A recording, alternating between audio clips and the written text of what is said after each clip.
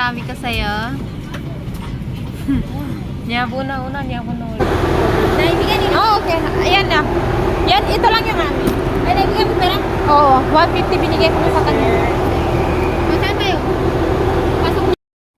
Ayan na pala mga sisi, ang ibang video nung umuwi kami ng ate ko. So bali yan mga sisi, sumakay na kami ng train papuntang Terminal 2. Dahil mga sisi, doon naghihintay yung kapatid namin.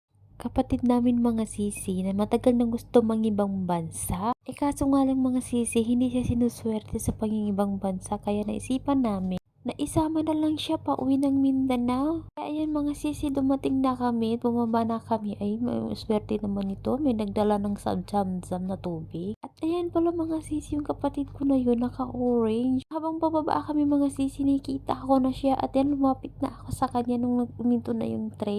At sabay video pa siya mga sisi, may video call. Sabi ko pa sa kanya mga sisi na wala bang hug dyan. Mga sisi, 8 years kami hindi nagkita ng bunso naming kapatid. Pinagtatawanan pa namin dyan mga sisi dahil ang dami niyang dala. Sabi niya nagdala ako ng marami para in case na ma-over luggage kayo sa may lalagyan kayo dito sa akin. Dito kayo maglagay sa akin. Konti lang naman sabi niya yung konti lang naman sabi niya mga sisi yung dala kong damit. Kaso nga lang nagdala ako ng backpack para in case na ma-over luggage kayo. May paglagyan kayo ng gamit ninyo. Kaya sobrang namin dyan mga sisi, natutuwa at natatawa kami kasi dahil nga sa matagal na siya dito sa Manila, paabalik-balik siya dito sa Manila, kaso nga lang hindi siya sinuswerte sa pangingibang bansa. At panigurado nito mga sisi, pagdating naman namin sa Mindanao ay bubulihin na naman ng aming kuya. Mga sisi, lagi ito binubuli ng kuya namin dahil sa sobrang sobrang tagal na niya dito sa Mindanao, ay dito sa Manila. Nagkamali pa ako ng sinasabi. Kaya ay mga sisi, habang pa mga sisi, kausap din namin yung nanay namin at sabi ng nanay namin mga sisi, ingatan niyo si Jema, baka siya, baka maiwan niya yung mga gamit niya, yung mga gold pa naman nasa bag niya. Kaya mga sisi, tawa siya ng tawa. At pinakuha na namin siya mga sisi ng trolley. Sabi namin ng ate ko, kumuha ka na ng trolley. Niya, bakit ako? Ako yung nung bagong ting dito sa dapat sabi niya, hindi ako nakakapagtrabaho. Dapat sabi niya, kayo ang inuutusan, hindi ako. Kaya tawa kami ng tawa rin dyan mga sisi. At sabay tawa rin sila nanay habang kausap namin sa cellphone. Natawanan namin talaga siya mga sisi. At hindi rin mga sisi. Ay sabi nga rin na ang kuya namin, ingatan niyo si Jema, baka maiwan niya yung pera niya. Medyo matagal na kasi siya dito mga sisi sa Manila. Kaya sabi namin, naisipan namin na in case na yun na lang, isama na lang dito sa Manila, dun sa Mindanao para makasama naman yung mga anak niya. Yes, mga sisi, meron siyang anak, 2. At iyan mga sisi, nasa loob na kami ng airport at kumakain na rin kami papuntang na kami dyan, papuntang Cotabato na kami. Yay!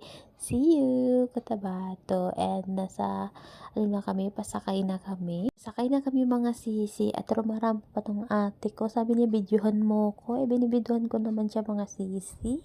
Hindi na nga pala kami mga sisi nagpalit ng damit. Sabi ko wala naman tayong ligo kasi pag nasa airport kami mga sisi hindi ka makakapagligo. Yes mga sisi, tuwing umuwi kami wala talaga kaming ligo sa loob ng airport. Kaya tinitiis na lang pagdating sa bahay.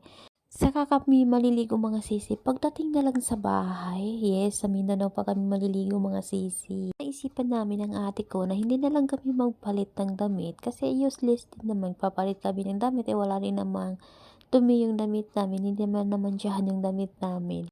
Kasi mga sisi, sobrang namin iningatan yung damit namin. Kasi yun lang talaga yung purpose namin ng ate ko.